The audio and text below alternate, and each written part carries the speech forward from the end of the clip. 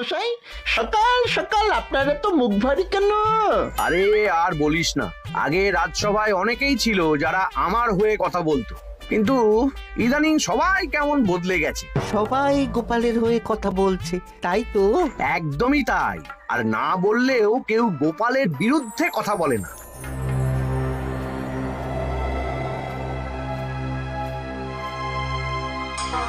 কি মন্ত্রী মশাই, আজকাল তো আমার কথা আর মনেই পড়ে না, ভুলে গেছেন নাকি? আরে না না ভগবান, তুমি হলে আমার তুরুপের তাস। ঠিক সময়ে ঠিক সুযোগ এলে তোমাকেই ডাকবো। একটু দেখবেন। হ্যাঁ হ্যাঁ, আরে নিশ্চয়ই নিশ্চয়ই। এই চলি রে, আবার রাজসভায় যেতে হবে।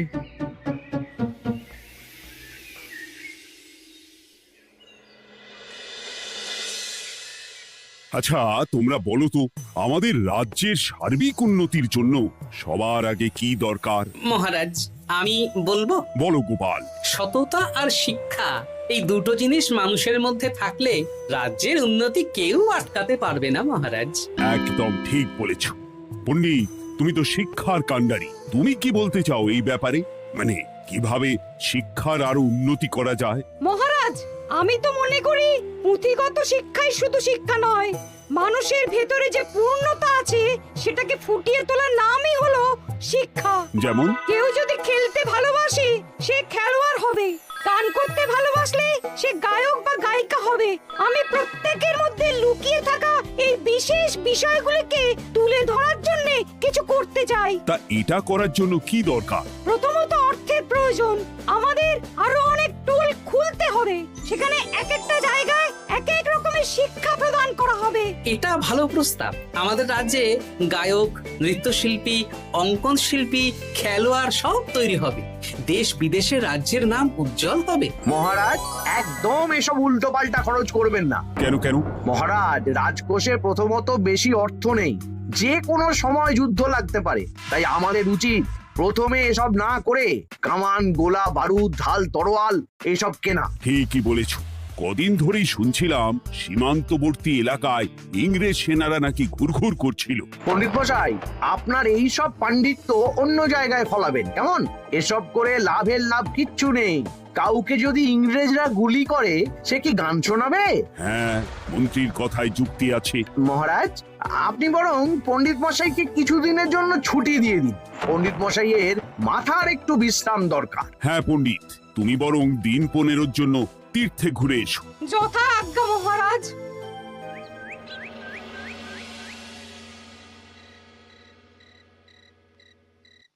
শোনো ভগবান, সকালেই তুমি কাজের কথা বলছিলে, আমি এমন ছক কষেছি কালকে থেকেই তোমার জন্য একটা ভালো বেতনের কাজ জোগাড় করে দেব।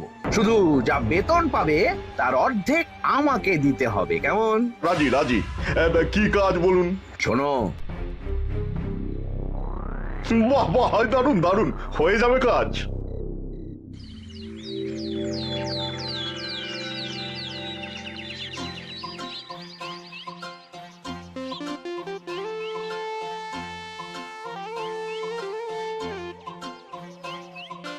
এই সকাল সকাল রাস্তায় ঘুরঘুর করছিস কেন? পড়াশুনো কি শিখেই তুলে দিয়েছিস? পণ্ডিত মশাই তীর্থে গেছেন, এখন আমাদের ছুটি। দুপুর বেলা ভাত, রাতের বেলা রুটি।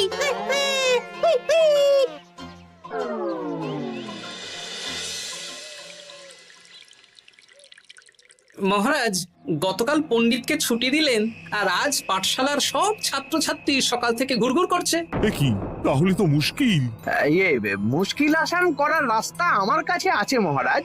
আমার সন্ধানে এমন একজন পণ্ডিত আছেন যিনি বহু ভাষাবিদ, অনেক পাণ্ডিত্য, দেশ বিদেশে শিক্ষাদান করেছেন। কিন্তু তাকে আমরা পাবো কোথায়? তিনি কৃষ্ণনগরে ঘুরতে এসেছেন, শুধু ওনাকে বেতনটা একটু বেশি দিতে হবে। এবং তিনি এই রাজ্যের যে কোনো মানুষের চেয়ে বেশি শিক্ষিত, তার পড়ানোর ধরনই আলাদা। সে কোথায়? আমি তাই ওনাকে আজকে রাজসভায় আসতে বলেছি। মহারাজ, আপনার সাথে একজন দেখা করতে এসেছেন। দেখুন মহারাজ, বলতে না বলতেই হাজির। ওনাকে ভিতরে আসতে বলো। আচ্ছা মহারাজ।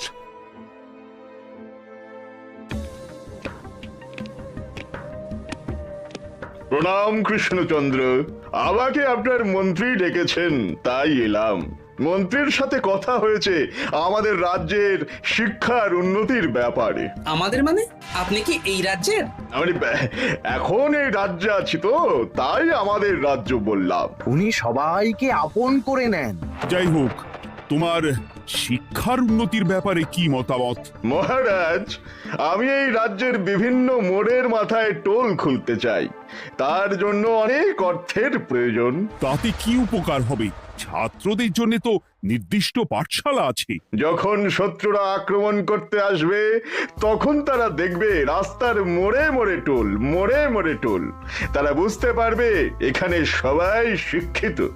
আর শিক্ষিত লোককে ক্ষমতার অধীনে রাখা কঠিন, যুদ্ধে জিতলেও শাসন করা মুশকিল। কারণ অশিক্ষিতকে বোকা বানানো সহজ, কিন্তু শিক্ষিতকে বোকা বানানো কঠিন। নতুন পণ্ডিত একদম ঠিক কথা বলেছে।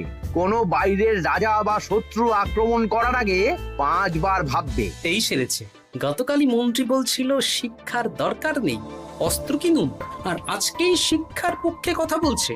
ব্যাপারটা কেমন সন্দেহজনক, নজর রাখতে হচ্ছে। বেশ, আমি তোমার এই শিক্ষা সম্প্রসারণের প্রস্তাবে রাজি। মন্ত্রী, তুমি এই প্রকল্প দেখভাল করবে। আচ্ছা, কত খরচ হতে পারে একটা হিসেব করে আমাকে জানিও, আমি দিয়ে দেব। আচ্ছা মহারাজ, আপাতত 500 মোহর দিয়ে রাখুন, পরে যা লাগবে বলে দেব। উফ, সকালে এক পত্তন বাজার, বিকেলে এক পত্তন বাজার, আর পারি না। আরে হাত চালাও, হাত চালাও। বাবা, কাজ শুরু হয়ে গেল। হ্যাঁ, আর ছাত্রদের পাঠশালার কাছে যেতে হবে না। পাঠশালা ছাত্রদের বাড়ির কাছে চলে আসছে। যেখানে সেখানে পাঠশালা। এ তো যেখানে সেখানে শিক্ষা। ঠিক বলেছো। আজ থেকে আমি আর নতুন পণ্ডিত চালু করছি। ধরো শিক্ষা, মারো পেরে। শিক্ষাকে ছাত্রছাত্রীদের মধ্যে গেঁথে দিতে হবে। এতদিন জানতাম ধরতক্তা মার পেরে, এখন বদলে যাবে। কিন্তু একটা পণ্ডিত এতগুলো পাঠশালা একা সামলাবে কি করে? খেপে খেপে। মানে সকাল 6টা থেকে 7টা একটা জায়গায়, পরে 7:30 থেকে 8:30 আরেকটা। এইভাবে বিভিন্ন জায়গায় পণ্ডিত ঘুরে ঘুরে শিক্ষাদান করবেন। না, ব্যাপারটার উপরে মহারাজকে নজর রাখতে বলতে হবে। মহারাজ, আমার মনে হয় এই পাঠশালায় আগামীকাল থেকে কেমন পড়াশোনা শুরু হবে, আপনার সেদিকে একটু নজর রাখা উচিত। হ্যাঁ, দেখি আগামীকাল সকাল সকাল বিভিন্ন পাঠশালায় গিয়ে নজর রাখবো। আর হ্যাঁ, আমাকে নতুন পণ্ডিত একটা তালিকা দিয়েছে, কোন পাঠশালায় কখন পড়াবে সেটার তালিকা। আমিও যাব আপনার সাথে।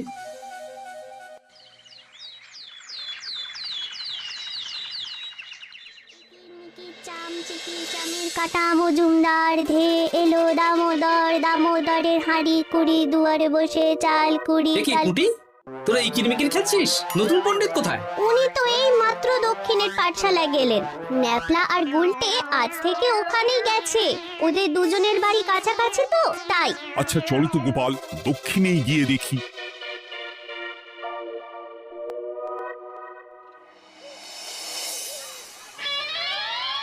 দেখি এখানেও তো নতুন পণ্ডিত নেই। নতুন পণ্ডিত মশাই আমাদের একের নামটা মুখস্থ করতে দিয়ে চলে গেলেন। একের নামটা? এসব কি হচ্ছে? শিক্ষার নামে অর্থের জলাঞ্জলি মহারাজ। না, আজই রাজসভায় এর বিচার হবে।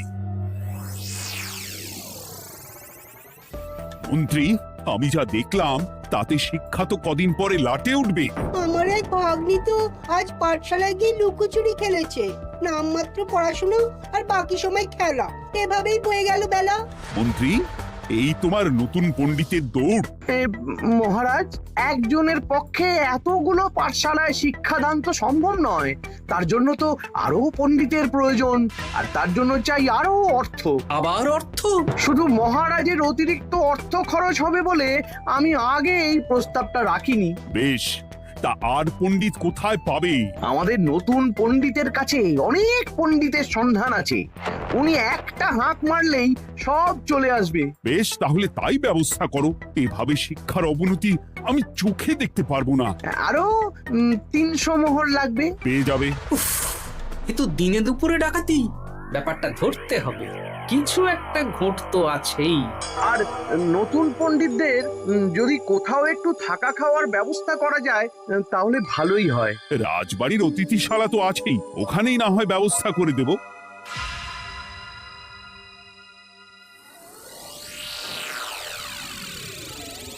শোন বটা ঘটা আর কেলে পচা, তোদের এইবার এই ভগবানের মতন শিক্ষাদান করতে হবে। আরে আমি তো শিক্ষা বানানই জানি না। সে না জানলেও হবে, শুধু দাড়ি গোফ লাগিয়ে নকল পণ্ডিত সেজে কালকে থেকে পাঠশালায় যেতে হবে। কাকে কোথায় যেতে হবে সব আমি বুঝিয়ে দেব। আচ্ছা,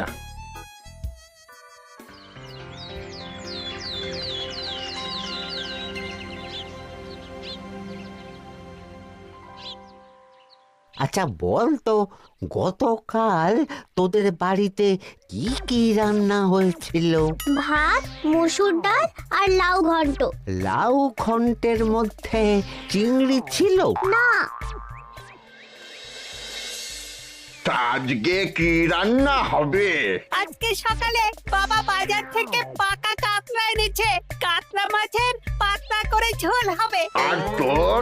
আমাদের আজ নিরামিষ, এই কবজি ডুবিয়ে সবজি ভাতি খেতে হবে। বেশ।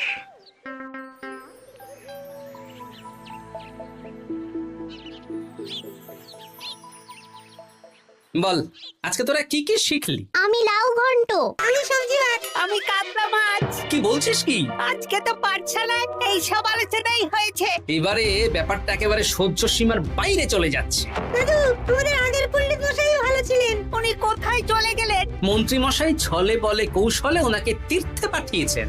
না, এখন আমাকে মন্ত্রী মশাইয়ের উপরে নজর রাখতে হবে।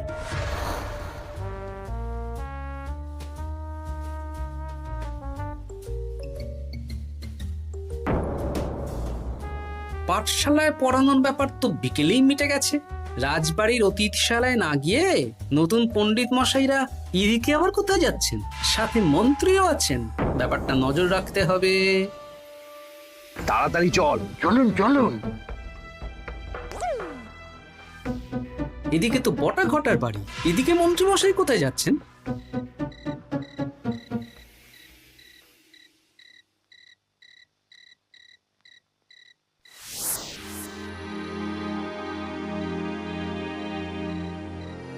তারপর তোমরা আজ সবাইকে কি শিক্ষা দিলে?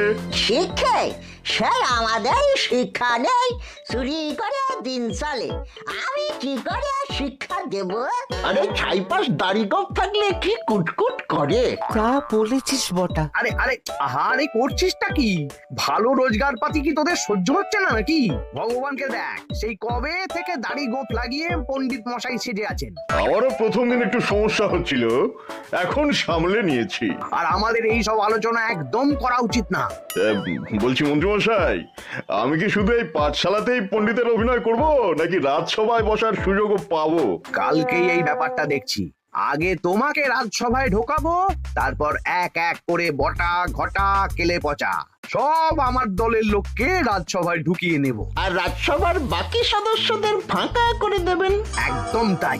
মহারাজ সহজ সরল মানুষ, এটাই একটা বড় সুবিধা। আচ্ছা, এই ব্যাপার। ঠিক আছে, আমি কদিন পরে ঠিক সময়ে একদম হাটে হাড়ি ভাঙবো।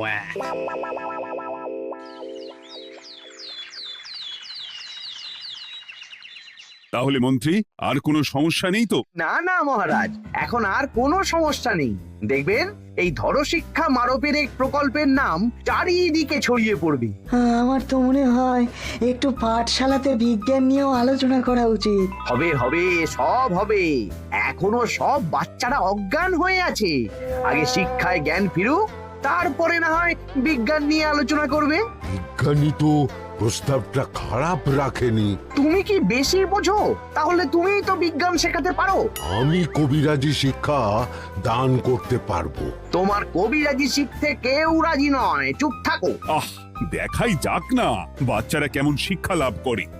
মহারাজ, বলছি কি, আমাদের পণ্ডিতের আসনটা তো ফাঁকাই পড়ে আছে। এখন যখন নতুন পণ্ডিত এসেই গেছেন, তাহলে ওই জায়গায় ওই তো বসতে পারে। কিন্তু পণ্ডিত তো তীর্থে গেছে, অবশ্য কদিন পরেই ফিরে আসবে। ও আসুক, তারপর না হয় আলোচনা করে একটা সিদ্ধান্ত নেব। পণ্ডিত মশাই না হয় এসে পুজো পাঠটাই করুক, কিন্তু রাজসভা এরকম ফাঁকা থাকলে কেমন একটা লাগে। বেশ, তাহলে তাই হোক। কালকে থেকে নতুন পণ্ডিত আমাদের পুরনো পণ্ডিতের জায়গায় বসবে। এইভাবে রাজসভা ফাঁকা করে যেতে হবে, তাহলে একদিন সবাই আমার পক্ষেই কথা বলবে, আর শেষে রাজাকেই সরিয়ে দেব।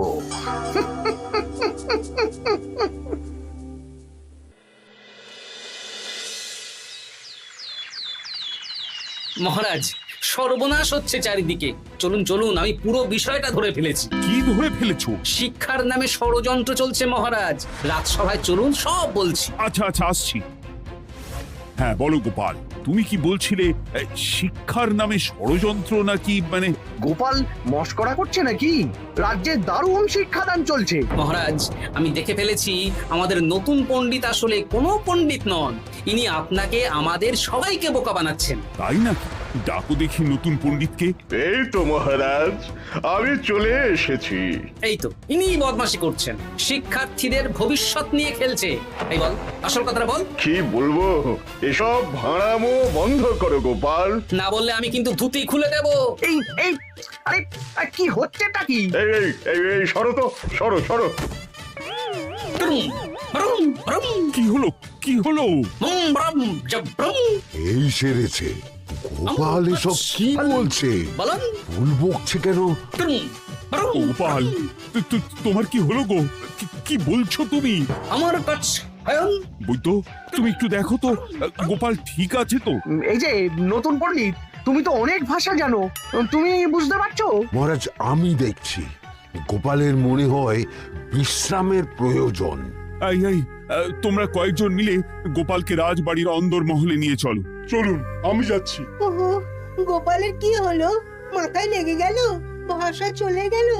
সব এই নতুন পণ্ডিতের জন্য।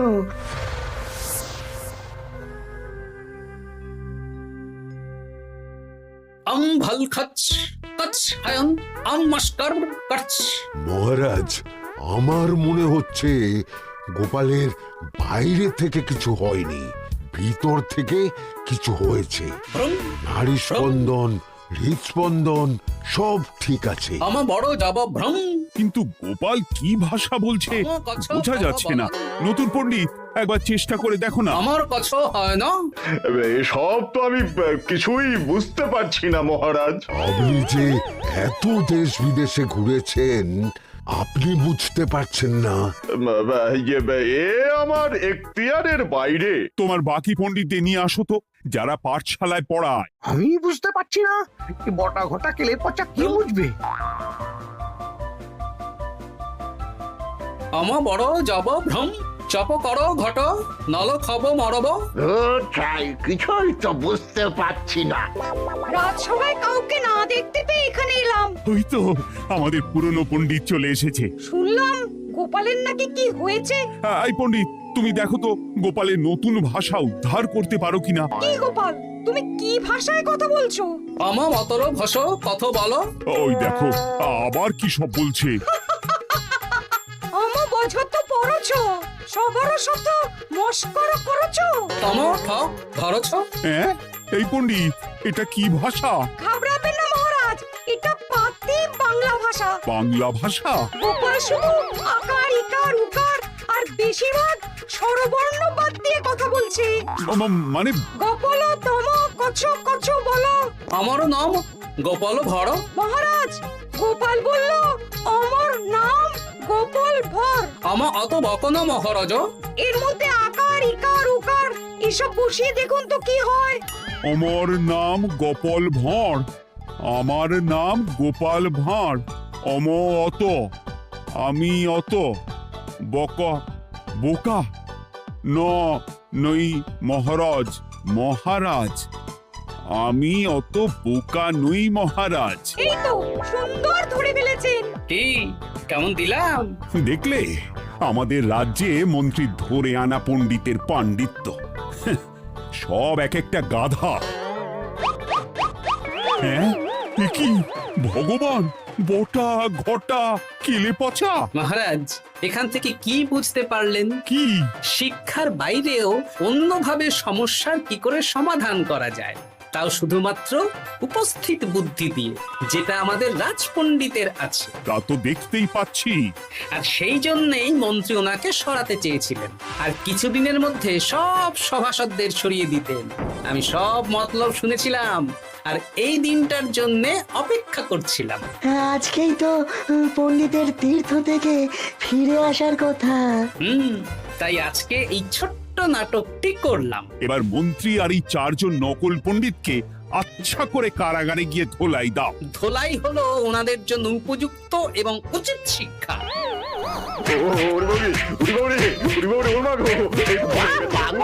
বাবা গো, ভুল হয়ে গেছে গো। আরে